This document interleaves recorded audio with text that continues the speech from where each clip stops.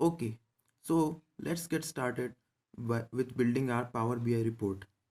So this is the Excel sheet which we will be using in this small project of ours. This is our main table consisting of all the required columns, and there are two more tabs in here. This consists of some image URLs which I'll be explaining you later on as we proceed, and this tab is for the sentiment analysis which I'll also tell you in the later tutorials. Okay, so let's start building our uh, report with some of the visuals. So first of all, this is our main table. I've already imported the data. So firstly, just see how our data looks like. So this is our data, the table which I've just shown you in the Excel. Now this table looks pretty good, but the other tabs just like this, as you can see, the main headers are in the first row.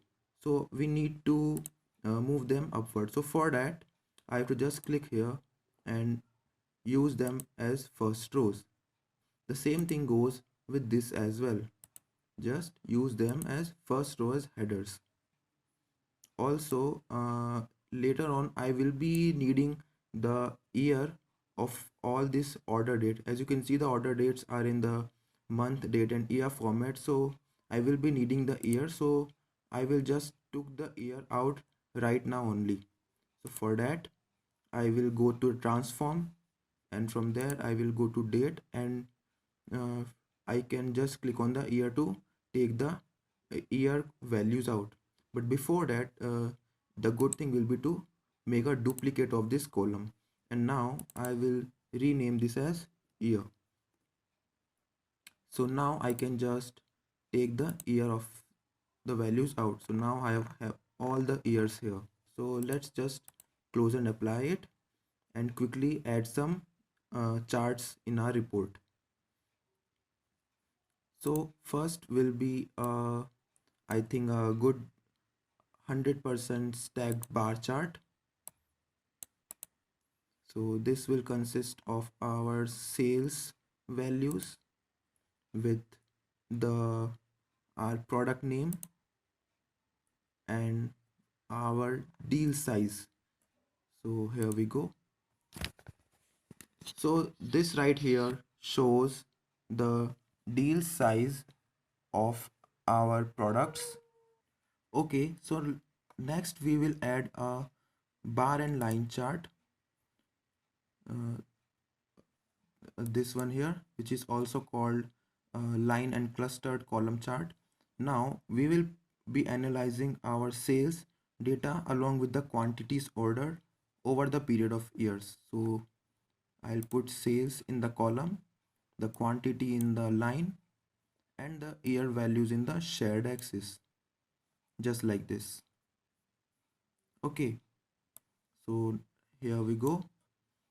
So that's why I have uh, splitted the year values out from the date, just so that we can analyze our data year over year. The date values were having the data of day by day, so that won't be pretty much that helpful in these scenarios. So let's add our third visual, which will be a scatter chart, with a play axis. So this will help us to visualize our sales and quantity data along the years, so which we can also play using a play axis. So let me show you how. So let me zoom it. Now we will add our sales data and quantity data in the x and y axis respectively. Now we will add our product code here in the details, and the next will be our status in the legend, and finally the year in the play axis, just like that. Okay, so here we go. So the good thing about this is we have this status which is of different colors. Light blue color is of shipped. So this shows how much products we have shipped. So when we will play this, it will show you the amount of data shipped over the years. So as you can see in the 16th and 17th, good amount of products have been shipped. So how sales have increased over the years is pretty visually uh, effectively can be seen right from this chart. Okay, so this was a scatter chart with play axis, and now let's one more another chart which I have imported from the marketplace. It is called drill down donut chart. You can click on three ellipses and click on import from marketplace. I have already done this, so I'll click here just like this, and now I will be this is called drill down because we can actually drill down in this particular donut chart, and let me show you how. So I will add my product name, and I will be measuring the deal size. Okay, so here we go, the category here and the values, the deal size will be in the values. So we want the count of deal size. So this is this quite really not doesn't make sense because we have put the values in the different fields. What we need to do is we need the deal size in the category, so our deals will be in the category and the product names will be in the values. And now to visualize this, let me zoom this, we will make it the count of deal size just like that. So this will show us that 49% of our deals have been of the medium deal size, and our large deal size, which is of having more uh, expensive sales, are of around 5.6, and our small deal size is of 45.4%. Now how to drill down in this chart? So for that, suppose I have now deal size, I want to know which types of products are there in particular deal size of medium, small and large. So I will put my product code in the category like here. So now this chart is drillable. All I have to do is click on medium, and this shows the types of products. So I have put the product code, which doesn't really make sense. I have to use this product line just like this. Okay, so now when I click on medium, this shows that my classic cars toys, which is 38% values, they are using in the medium deal size. So this is the area where I'm having the maximum profit, maximum deals. In the small also, our maximum deals are having in the classic cars, but also vintage cars are also there. So lots of deals in that area. And here in the small, again classic cars and vintage cars here. So this is a good way to drill down. We can further add more here in the categories, just like that. So now when I'll add country here, we can further drill down here. So now suppose in the medium deal size, I want to see classic cars are used or preferred in which countries.